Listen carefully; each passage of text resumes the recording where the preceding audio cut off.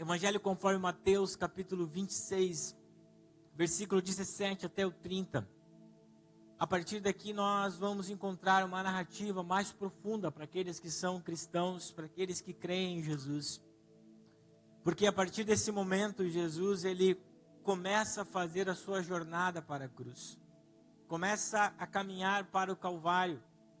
Só que até chegar à cruz, até chegar ao Calvário, até chegar o momento de agonia de Jesus, nós vamos ver que ele fez uma parada estratégica e específica que deve falar muito ao nosso coração. Semana passada eu falava que todo o evangelho de Jesus, escrito pelos 4 evangelistas, Mateus, Marcos, Lucas e João, eles nos trazem símbolos, sinais, que o nosso coração precisa se alertar para eles. O judeu, ele sempre trabalha por coisas que fazem sentido. Por exemplo, quando nós vamos até Israel, nós visitamos um museu chamado o Museu do Holocausto, onde nós encontramos uma homenagem feita aos centenas de milhares de judeus que morreram através da perseguição nazista. E quando nós saímos de um determinado lugar, nós damos de cara para um lugar lindo, um horizonte, se eu não me engano, nós vamos olhar para o Monte das Oliveiras. É isso? Qual é? Mas é um local que nos dá uma linda vista. E eu me lembro que a primeira vez que eu estive lá, o guia disse o seguinte: olha, vocês estão saindo para um lugar, e esse lugar, quando você olha para esse horizonte, é um lugar para trazer esperança. Por que eu digo isso para vocês? Que a Bíblia também foi escrita por judeus. E muitas coisas que estão contidas através da revelação do Espírito Santo não são apenas simbologias, mas são algo que nos remete a alguma coisa que o Senhor quer falar conosco. E essa estadia de Jesus nesse último local, que foi uma casa antes de ir para o Calvário, traz muita referência para a nossa vida, e nós queremos meditar nisso que o texto bíblico nos fala. O versículo 17 diz o seguinte: no primeiro dia da festa dos pães sem fermento, os discípulos chegaram perto de Jesus e perguntaram: onde é que o Senhor quer que a gente prepare o jantar da Páscoa para o Senhor? Ele respondeu: vão até a cidade, procurem certo homem e digam: o mestre manda dizer, a minha hora chegou, os meus discípulos e eu vamos comemorar a Páscoa na sua casa. Os discípulos fizeram como Jesus havia mandado e prepararam o jantar da Páscoa. Quando anoiteceu, Jesus e os 12 discípulos sentaram para comer. Durante o jantar, Jesus disse: eu afirmo a vocês que isso é verdade, um de vocês vai me trair. Eles ficaram muito tristes. Um por um começaram a perguntar: Senhor, não está achando que sou eu? Está? Jesus respondeu: quem vai me trair é aquele que come no mesmo prato que eu. Pois o Filho do Homem vai morrer de maneira como dizem as Escrituras. Mas ai daquele que está traindo o Filho do Homem. Seria melhor para ele nunca ter nascido. Então Judas, o traidor, perguntou: mestre, o Senhor não está achando que sou eu? Está? Jesus respondeu: quem está dizendo isto é você mesmo. Enquanto estavam comendo, Jesus pegou o pão e deu graças a Deus. Depois partiu o pão e o deu aos seus discípulos, dizendo: peguem e comem, isto é o meu corpo. Em seguida pegou o cálice de vinho e agradeceu a Deus. Depois passou o cálice aos discípulos, dizendo: bebam todos vocês, porque isto é o meu sangue que é derramado em favor de muitos para o perdão dos pecados. O sangue que garante a aliança feita por Deus com o seu povo. Eu afirmo a vocês, nunca mais beberei deste vinho, até o dia em que eu beber com vocês um vinho novo no reino do meu Pai. Então eles cantaram canções de louvor e foram para o Monte das Oliveiras. Senhor Deus e Pai, essa é a tua palavra, e aqui nós te louvamos por ela. Nós abrimos totalmente o nosso coração e declaramos nessa noite que nós queremos ouvir a tua voz. Assim como o Senhor Jesus disse que a semente é lançada, e quando a semente cai em uma boa terra, ela gera 30 e até 100 por um. E que nessa noite os nossos ouvidos, os nossos olhos e principalmente o nosso coração seja voltado para Ti, Senhor. É o que nós te pedimos em nome de Jesus. A última parada de Jesus, conforme eu falava antes, ela foi estratégica. Conforme eu falei também, nas semanas que antecederam, que Jesus, ele visitou 12 casas. É claro que é possível que ele tenha visitado muito mais do que 12 casas, mas são 12 casas que os evangelhos trazem para nós que Jesus visitou. E esse lugar que Jesus partilhou da ceia também era uma casa. Mas nós não temos muitas informações sobre o anfitrião da casa, mas sim sobre o local ou sobre o cômodo que Jesus fez a ceia ou fez a Páscoa com os seus discípulos. Esse local chamava cenáculo. E cenáculo na tradução original quer dizer um quarto bem alto, um quarto no andar de cima. É muito interessante que quando nós olhamos para a história bíblica, para o relato e para a lei do Senhor, nós vamos ver que a Páscoa, ela sempre, ou ela precisou, ou precisava, sempre ser compartilhada em casas. Conforme a lei de Moisés, nós vamos ver que em Êxodo capítulo 12, que a ordem do Senhor para a nação de Israel era que eles pegassem um cordeiro, matassem um cordeiro, comessem um cordeiro dentro das suas casas. Então aquilo que Jesus estava fazendo representava nada além daquilo que estava ordenado por Deus seu Pai na antiga aliança. Jesus, como ele era um judeu, ele estava juntamente com os discípulos no cenáculo, no quarto bem alto de uma casa, para celebrar a Páscoa, essa refeição cerimonial. Porém, a Páscoa celebrada por Jesus, relatada pelo evangelista João, foi a última Páscoa, mas também foi quando Jesus instituiu algo novo, a nova aliança. É muito interessante nós olharmos também que a vida de Jesus foi cercada por pessoas, inúmeras pessoas. Jesus, quando começou o seu ministério, milagres começaram a acontecer. Então os curiosos seguiam Jesus. Queriam ver de fato o que ele estava fazendo, se os milagres que ele operava era verdade. Então Jesus, ele era uma pessoa que andava com uma multidão em volta dele para receber os milagres, para ver os milagres, para testificar os milagres. Mas nesse relato que nós estamos vendo foi muito diferente. A partir do capítulo 13 do Evangelho de João, nós chamamos que aqui é o ministério particular de Jesus para com os apóstolos. É quando Jesus fecha a porta para as multidões e ministra de uma forma íntima na vida dos seus 12 apóstolos. Isso nos faz entender, dentro dessa contextualização que estamos vivendo, é que a casa significa para nós um lugar de intimidade, aonde somente aquelas pessoas que têm uma aliança conosco e são íntimas de nós que têm o direito de entrar nos nossos lares. Jesus estava mostrando isso, porque a Páscoa que ele celebra com os seus discípulos não é uma Páscoa pública, não é num lugar público, mas sim dentro de uma casa. Por isso que a partir de agora, nessa narrativa, quando nós entrarmos a fundo do texto, você precisa compreender tudo aquilo que o Marcos está falando, está acontecendo em uma sala de uma casa. Porque Jesus saiu do lugar que era público, fechou a porta para ministrar a intimidade na vida dos seus discípulos. Por isso, meus queridos irmãos, nós precisamos compreender que casa significa um lugar de intimidade. Casa significa um lugar de comunhão e um lugar de aliança. Somente pessoas que nós amamos precisam ter acesso a esse lugar. E era isso que Cristo estava fazendo através da instituição da ceia, juntamente com os seus apóstolos. Então Jesus está no andar de cima de uma casa. Aí começa essa narrativa que nós lemos para vocês.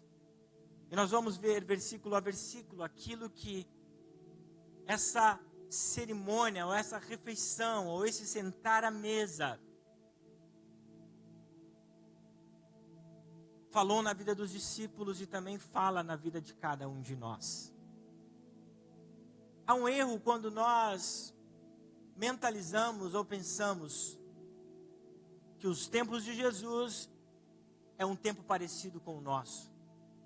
Quando nós sentamos ao redor da mesa, a grande tendência, na maioria dos casos, a não ser que você seja oriental, é que você sente dessa forma. Olha aqui para mim, é ou não é? Você não senta e fica assim na mesa? Sim ou não? Alguém fica diferente? Nos tempos de Jesus não era assim. A mesa ela tinha formato de mais ou menos um U. Então, sempre o anfitrião, ele ficava no centro da mesa, para que pudesse atender todos os que estavam na sua volta. O lugar ao lado de Jesus era um lugar muito importante, o lugar à direita. Mas o lugar da esquerda era um lugar de honra.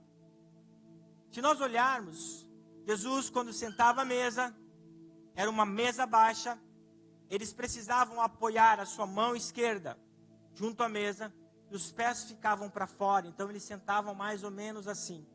Por isso que João diz que o discípulo que Jesus amava recostava a sua cabeça no seu peito, porque João sentava ao lado de Jesus na ceia e Judas sentava à esquerda, ao ponto de reclinar a sua cabeça no seu ombro. Não esqueça disso, porque nós vamos chegar na narrativa e você vai entender muito bem o que Jesus está fazendo.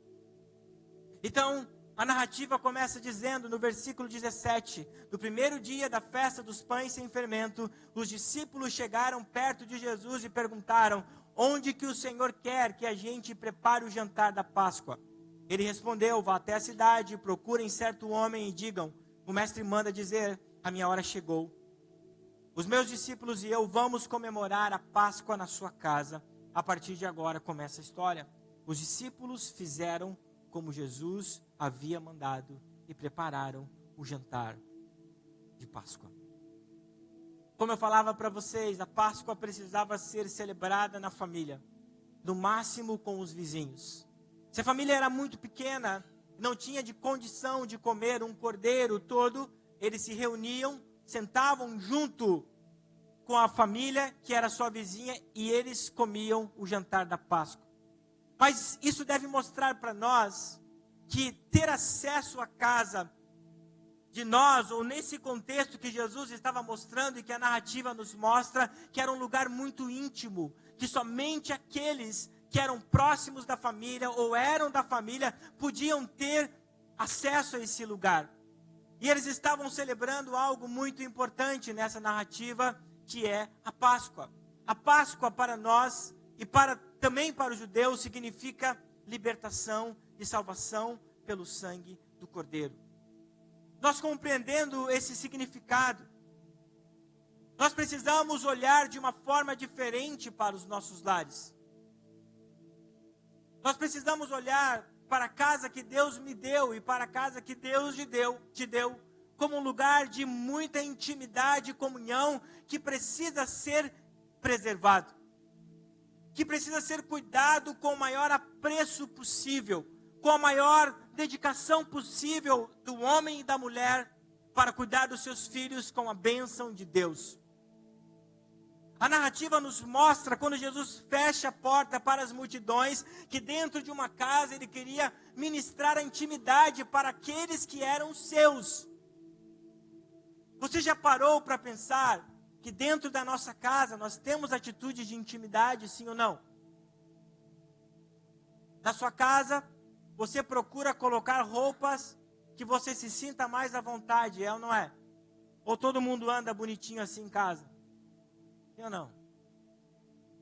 Chega lá, eu vou encontrar a irmã Zilda com aquele blazer bonito. Não. Não vai acontecer isso. Porque a casa é um lugar de intimidade. Só que não pode ser tanta intimidade assim, né? O homem e a mulher se casam e se largam para as traças, né? Anda em casa com a bermuda rasgada aqui, mostrando um umbigo com um rasgo bem grande que tem aqui. Não a esse ponto. Uma intimidade amorosa e com respeito entre os cônjuges, né? Guardando a beleza, o bem-estar uns dos outros. Então é um lugar que nós revelamos de fato quem nós somos. Falamos coisas que nós não falamos em público. Declaramos coisas para quem está do seu lado que nós não declaramos em público. E é exatamente isso que Jesus está fazendo nesse local, no cenáculo. Celebrando a Páscoa com os seus discípulos, mostrando para cada um de nós que a casa precisa ser um lugar seguro e protegido, resguardado contra todos aqueles que querem vir contra nós. Só que muitas vezes nós nos equivocamos quando trazemos coisas indesejáveis e que não agrada ao Senhor para dentro da nossa casa. A palavra lar, numa questão etimológica, tem um significado muito importante. Lar deriva da palavra lareira. E quando nós pensamos em lareira, nós pensamos no frio e nós pensamos no aconchego. Portanto, a casa, o lar que nós chamamos, precisa ser um lugar onde nós nos sentimos em intimidade e aquecidos uns pelos outros. Sentimos a ternura, sentimos o afeto que um deve ter pelo outro. E era exatamente isso que Jesus estava fazendo com os discípulos. Você vai dizer, Marcos, mas esses caras não eram parentes de Jesus, mas eles simbolizavam a igreja de Cristo. Simbolizavam a família na fé que nós somos. Simbolizavam eu e você, que por causa de Cristo estamos unidos. Portanto, o primeiro aspecto que eu trago para vocês é que Cristo se reuniu em uma casa para revelar a intimidade na vida dos seus discípulos. E o que eu quero dizer para você nessa noite, que a casa que Deus te deu, a família que Deus te deu é um lugar de intimidade e precisa ser preservado, precisa ser cuidado. O amor, o aconchego, a paz precisa existir dentro dos nossos lares. E como isso de fato vai acontecer? Através da presença de Cristo, através do cuidado do Senhor sobre a nossa vida. E o relato que nós lemos, ele começa a ganhar uma progressão.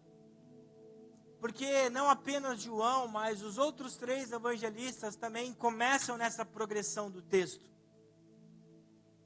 Porque param de falar sobre a casa e começam a falar sobre um lugar mais íntimo, chamado a mesa. O versículo 20 diz o seguinte: quando anoiteceu, Jesus e os 12 discípulos sentaram para comer. Durante o jantar, Jesus disse: eu afirmo a vocês que isso é verdade. Um de vocês vai me trair. Eles ficaram muito tristes e um por um começaram a perguntar: Senhor, não está achando que sou eu esta pessoa? Jesus respondeu: quem vai me trair é aquele que come do mesmo prato que eu. Lembra daquela história que eu contei para vocês? Jesus estava próximo de Judas, por isso que era possível ele repartir o prato com Judas, como também estava próximo de João. Pois o Filho do Homem vai morrer da maneira como dizem as Escrituras Sagradas. Mas aí daquele que está traindo o Filho do Homem, seria melhor para ele nunca ter nascido. Então Judas, o traidor, perguntou: Mestre, o Senhor não está achando que sou eu? Está? Jesus respondeu: é você mesmo quem está dizendo. Dentro do contexto bíblico, igreja, a palavra mesa tem um significado e uma simbologia profunda. Comece a pensar aí, será que eu tenho sentado à mesa junto com a minha família? Ontem, não por uma casualidade, mas eu via uma informação muito interessante. Na década de 50, quando as televisões começaram a entrar nas casas, as famílias pararam de sentar ao redor da mesa para comerem na frente dos televisores.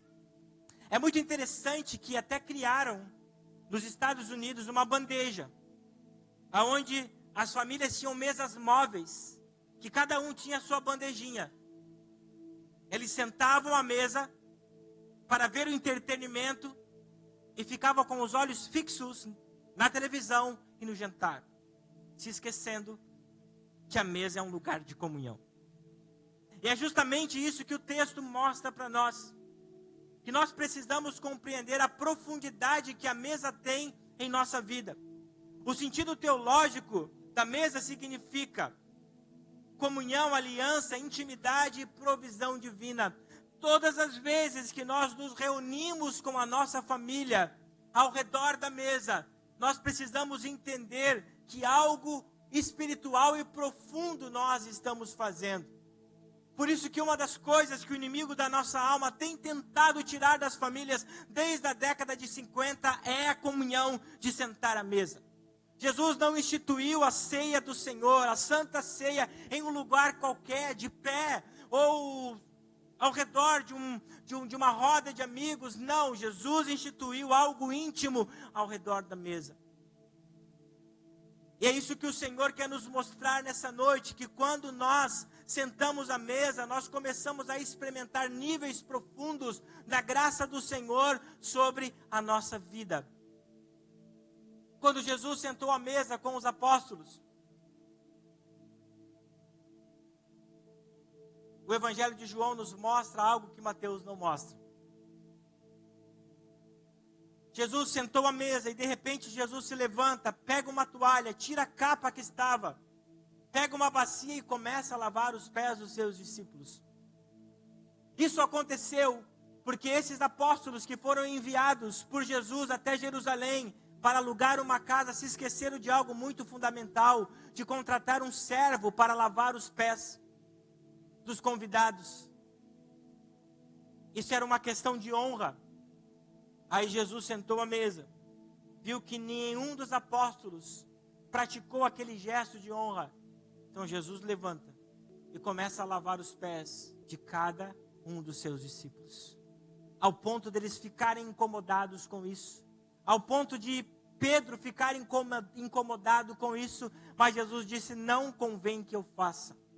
A primeira coisa que eu quero que nós entendamos nessa noite, que mesa é um lugar de servir e não de ser servido. O grande problema é que nós muitas vezes, dentro de um relacionamento familiar, estamos mais preocupados em sermos servidos, em recebermos algo e não de dar algo para alguém. Como é difícil quando nós somos pegos no nosso ego. Como é difícil quando nós somos confrontados em servir alguém. A prova é, você que é marido, quantas vezes, porque a mulher tem esse dom, né? Quantas vezes a mulher está deitada, você fechou a casa, lá eu faço isso, conferiu, ligou o alarme, fez todas as coisas, você coloca o pé na cama, ai amor, eu estou com sede. Ai. Eu pensei, caramba, tem que subir, descer todas as escadas de novo. Amor, eu estou com sede, tá bom, daí você vem com o copo, né? Você faz alguma coisa, amor, eu esqueci meu carregador lá embaixo. Você fala, ah, meu Deus do céu. Por quê? Por ninguém, por causa do seu orgulho, gosta de servir. Os apóstolos mostraram que eles não queriam servir. Aí Jesus pega uma toalha, faz aquilo e mostra a mesa. Sentar ao redor da mesa significa que um precisa servir ao outro. Precisa que um deve se doar dentro de um contexto familiar para que a família viva num ambiente agradável e que ninguém guerreie contra si. O Evangelho conforme João, do versículo 13, do capítulo 13, no versículo 17, depois que Jesus faz esse ato de lava-pé, ele diz o seguinte: agora que vocês sabem essas coisas, serão felizes se praticarem. Porque existem muitas guerras no seio familiar. Porque cada um dentro da família está buscando seus próprios interesses. E não tem um desejo de servir a um ao outro. Mas Jesus nos mostra que a mesa é um lugar de servir. Andando mais um pouco, do versículo 21 até o 25, nós encontramos, parece que uma narrativa à parte daquilo que está acontecendo. Porque não somente Mateus, mas nós vamos ver que Marcos, Lucas e João tiram o foco dos 12 apóstolos. Aí parece um diálogo apenas entre Jesus e Judas. Todos nós sabemos que Judas é o traidor. foi aquele que traiu Jesus e vendeu ele por 20 moedas de prata. Mas o diálogo que nós estamos vendo entre Jesus e Judas não é um diálogo de briga, mas sim Jesus falando com compaixão para Judas. O Evangelho de João traz de uma forma bem explícita. João não fala que Jesus dividia uma tigela com Judas, mas João diz: Jesus molhou o pão no molho e deu para Judas. Nesse contexto bíblico e no contexto também dos tempos de Jesus, dividir o pão significava ter uma amizade profunda. Jesus estava dizendo: Judas, eu sei que você vai me trair. Judas, eu sei que você é ruim, na sua natureza é má, mas você ainda tem direito de perdão. Eu não estou fugindo da cruz, é necessário que você faça, mas depois que você fazer, eu quero te perdoar. Você tem acesso ao perdão. Jesus está mostrando através desse diálogo que os evangelistas trazem para nós e colocam o foco, é que a mesa é um lugar de perdão. A mesa é um lugar onde nós precisamos perdoar uns aos outros. É onde nós precisamos reconhecer o nosso erro e falar: eu perdoo você e eu recebo o seu perdão.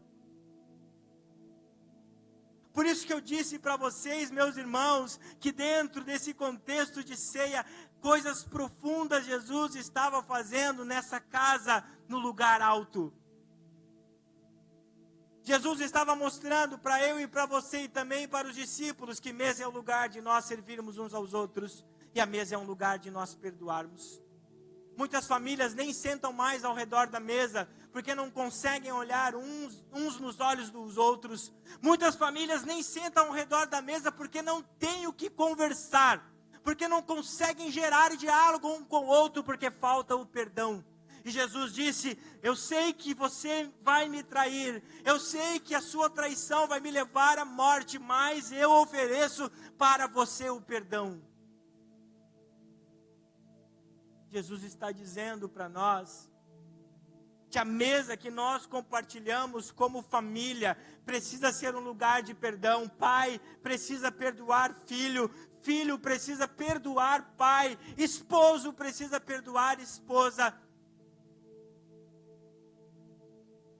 É o tempo de nós entendermos.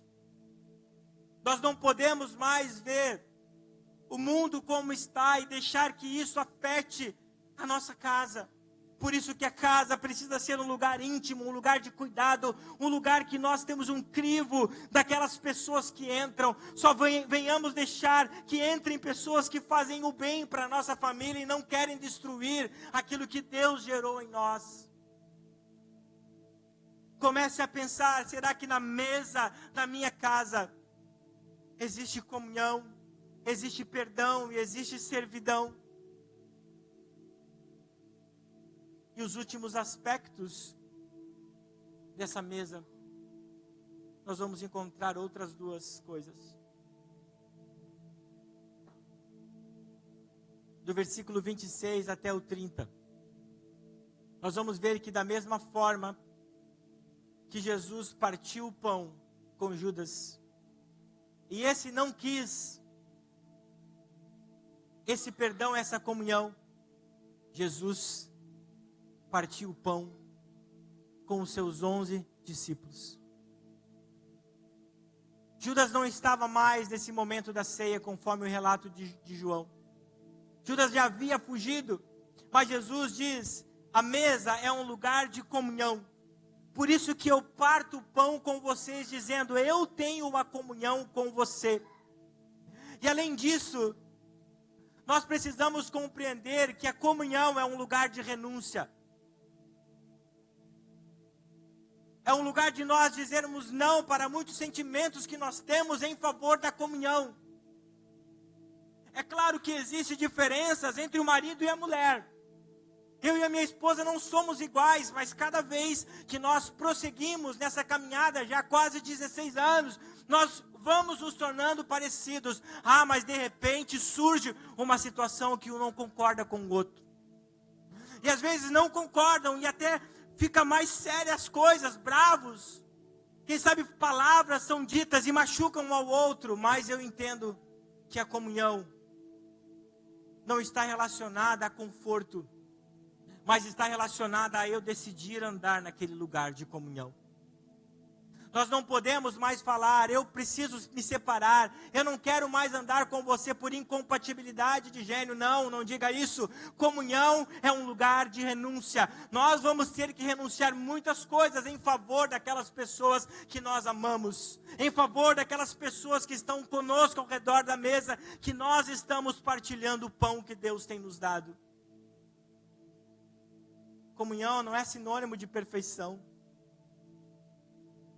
Eu ministro muito a casais, faço casamentos e eu digo, não procure perfeição no casamento, porque não existe. Você pode fazer de tudo, mas você jamais será perfeito, mas faça uma coisa do seu casamento, um casamento feliz. Saiba perdoar, saiba dizer não, saiba servir, saiba viver a comunhão que a palavra do Senhor nos ensina.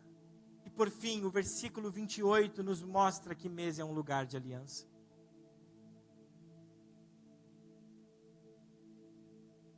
Mesa é um lugar que nós precisamos sentar com as pessoas que têm uma aliança conosco. Não podemos compartilhar esse lugar de intimidade da nossa casa com aquelas pessoas que não querem viver debaixo dessa aliança.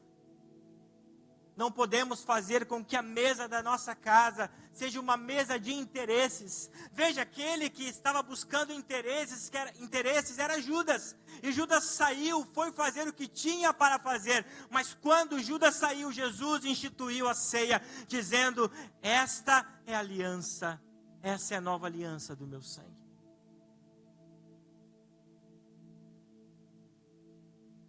Não vamos olhar mais para aquele símbolo, porque é um símbolo que está na nossa casa, na nossa sala de jantar, na cozinha, como simplesmente o lugar que eu sento ao redor para comer. Não.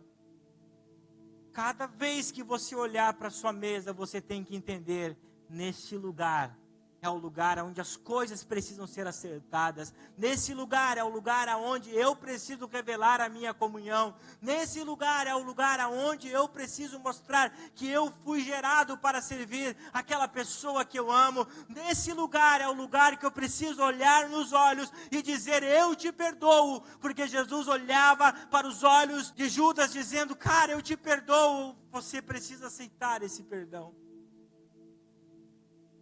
A última casa que Jesus esteve demonstrou que Cristo queria viver um tempo de intimidade com os seus discípulos e mostrar coisas para eles que ao público ele não poderia mostrar. Por fim, não esqueça disso, a mesa é um lugar de bênção, reconciliação e manifestação do amor de Deus. Sentar-se à mesa com Cristo deve significar para cada um de nós a verdadeira comunhão que nós precisamos ter. Mesa significa buscar intimidade com Deus, viver em comunhão uns com os outros, reconhecer a provisão divina.